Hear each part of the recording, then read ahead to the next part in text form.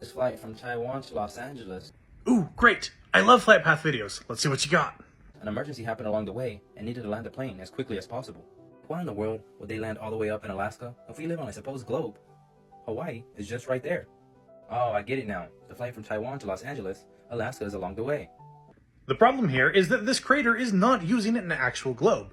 They're using a flat map that is in the shape of a globe, and so when you draw a straight line from point A to point B, it does not represent the distance traveled on an actual globe. Just so happens, I have right here an actual globe.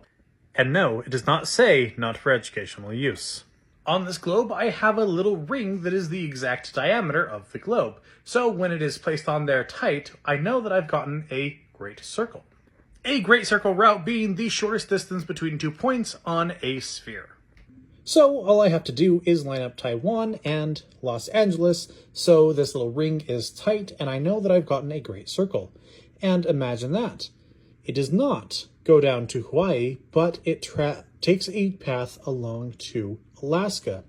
That's because if you go, you make a straight line from Taiwan to Los Angeles, passing through Alaska. One down, let's see the other emergency landings. This flight from Argentina to India, an emergency happened along the way, so they decide to stop all the way up in Amsterdam. And here we have the Gotta Light a Flurf. That actually is not an emergency landing, it's just a flight that had a connecting flight. Most often it happens because the flight agency is stationed out of that particular country that you are having a layover in. Let's see your next one. This flight from Auckland to Peru, an emergency happened along the way, so they stopped all the way up in Los Angeles, passing the equator.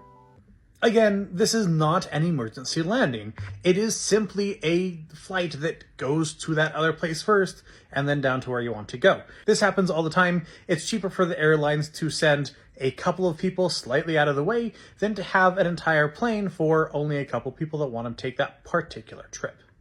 Is that why in their flight dynamic summary, assume a flat, non-rotating Earth? Well, let's pause here for a second and take a look at this document. Yes, assume that there is a flat Earth and a non-rotating Earth.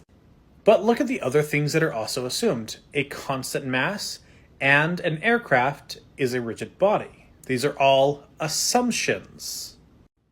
Are aircrafts of a constant mass? No, they're constantly burning fuel. Are aircrafts rigid bodies? No, they can bend with the wind. They have little flaps that go up and down. They are way not rigid. These are all assumptions to make flight dynamics equations easier to process. The reason that they have to list these assumptions out is so someone later on, when they run these equations again, know where their assumptions were made and how they can make these more accurate. These are all assumptions to make the math easier. Guys, I could do this all day long.